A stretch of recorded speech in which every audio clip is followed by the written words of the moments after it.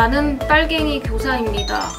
이 기사를 좀 볼게요. 김다솜 기자가 4부작으로 내놓은 기획기사인데 내용을 좀 설명을 해주시죠. 네, 이 사건은 1989년에 벌어진 일이에요. 그 당시에 독재 정권이 정교조 결성을 준비하는 교사들을 국보법 위반으로 많이 수감시키곤 했었거든요. 그래서 이 기획 기사에 등장하는 강성호 선생님도 그 사람들 중 한 분입니다. 이 강성호 선생님이 이제 붙잡혀 갔을 때가 부임한 지 2달 만이라고 들었는데 어떻게 부임 2달 된 이 초임 교사가 국보법으로 이렇게 경찰에 잡혀가게 됐는지. 일단 결론부터 말씀드리자면 이 사건은 조작된 걸로 보고 있고요. 당시 강성호 선생님이 그 수업 시간에 북한 시내 사진을 보여준 게 문제가 됐었대요. 근데 강 선생님이랑 대부분의 학생들 말로는 그때 김일성 동상 사진을 보여주면서 북한은 우리랑 체제가 다르다. 북한이 잘 사는 것처럼 보이지만 그렇지 않다. 뭐 이런 식으로 얘기를 했었는데 그 얘기가 부풀려진 사건이었어요. 가령 그 북한이 굉장히 좋은 나라고 또 북침설 있잖아요. 북한을 미국이 먼저 침공한 것이다 라고 강성호 선생님이 가르쳤다는 진술이 있어서 잡혀가게 되셨습니다. 전교생이 900명인데 그 중에 6명만 그런 얘기를 들었다고 합니다. 그 6명이랑 같이 수업을 들었던 나머지 학생들한테도 그때 당시 상황을 진술서를 받아보고 탄원서를 받아봤는데 강 선생님은 절대 그런 얘기를 한 적이 없다. 심지어 그 강 선생님이 간첩이라고 진술한 6명의 학생들 중 2명은 수업도 안 들었는데 그런 얘기를 거짓 증언했다고 하더라고요.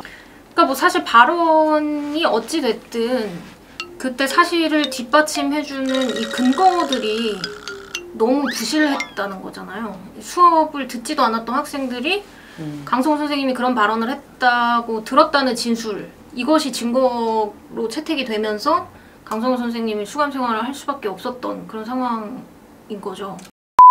가족들도 고생을 상당히 많이 한 것 같은데 아무래도 그때 당시에 빨갱이다 이런 식의 낙인을 찍힌 것 때문에 전국을 떠돌아다니면서 살아오셨고 가족들은 어떻게 좀 당시에 기억을 하고 계신지.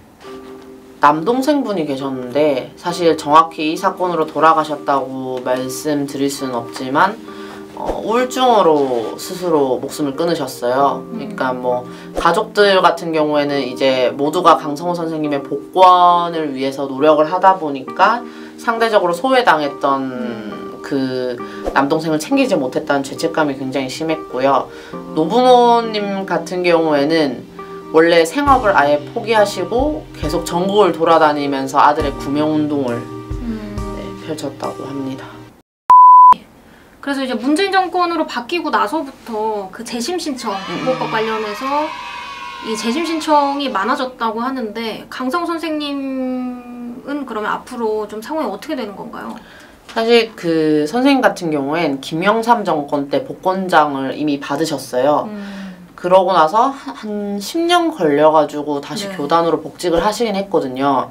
아직 법적으로는 유죄라서 그 빨갱이 낙인에 대해서 자유롭지 못한데 금방 개 기자가 말한 것처럼 올해 5월 27일에 재심 청구 신청을 하셨어요.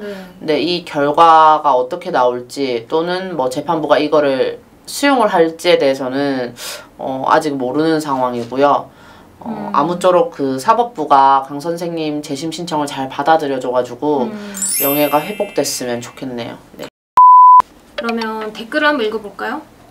제가 읽고 싶은 댓글은 참 마음이 아프다. 빨갱이란 덫에 얼마나 많은 양심들이 죽고 파괴되었는지 이렇게 달아주신 분도 계시고 또 한 분은 조작해내야만 정권을 유지하는 것들이라서 이렇게 달아주신 분도 계셨습니다. 당시 정권을 비판하는 댓글도 있었어요. 또 댓글로 이제 논쟁을 벌인 분들도 계셨는데요. 닉네임이 토착외구님인데요. 토착외구님은 그대가 일본어 교사면 수업 시간 내내 열심히 일본어 가르치면 된다 라는 댓글을 남겨주시고 여기에 닉네임이 찰리인 분이 이렇게 반박을 하셨습니다. 일본어 교사가 일본어만 학교에서 가르치면 그게 학교냐 학원이지 학교는 지식만 가르치는 곳이 아니다. 좁은 세계관으로 답을 내지 마라. 네, 이런 댓글을 남겨주셨는데 여러분 이제 두 분의 생각은 좀 어떠신지? 저는 일단 후자라고 생각을 하거든요. 그러니까 생활 양식이나 사회화 과정도 학교에서 거치는 거라서 선생님이랑 꼭 과목에 대한 이야기만 나눌 필요가 있는지 잘 모르겠어요. 저는 사실 뭐 어떤 이야기든 사실 뭐 귀에 걸면 귀걸이, 코에 걸면 코걸이가 될 수 있기 때문에 어떤 이야기든 교육자로서 또 교육 현장으로서 정당성이 있어야 되는 거고 또 적절함이 있어야 될 것 같아요. 그런데 이때 학생들 중에 선생님 그때 죄송했습니다, 정말 죄송합니다 라고 찾아와서 사죄한 제자들은 없었나요? 일단 선생님이랑 제자들이 직접 대면한 적은 없었어요. 네. 근데 그 강 선생님이랑 같이 근무했던 동료 교사들이 그 학생들을 만나서 얘기를 들어봤었는데 그 학생들이 죄책감 때문에 선생님을 못 만나겠다고 한다든지 아니면 많이 미안해하거나 그런 분들이 계셨고 그런 학생들도 사실 뭐 체제나 시대의 피해자일 수 있기 때문에 참 마음이 아픈 사제지간에 마음 아픈 일인 것 같아요. 강성호 선생님에게 지지와 응원을 보내는 댓글들도 상당히 많았는데요. 네. 잘못된 이념과 시대의 아픔을 홀로 감당해온 강 선생의 삶에 건강한 우리 사회의 정의로운 판결이 있기를 기원하고 소망합니다. 네. 우리가 힘을 보태줘야 할 사람은 바로 이런 참교육을 하시는 분이 아닐까 생각합니다. 이런 댓글들을 달아주셨습니다. 베스트 댓글을 한번 뽑아볼까요? 저 같은 경우는 잘못된 인연과 시대의 아픔을 홀로 감당해온 강 선생의 삶에 건강한 우리 사회의 정의로운 판결이 있기를 기원하고 소망합니다. 이거를 꼽고 싶어요. 모두가 소망하는 게 아닐까 싶습니다.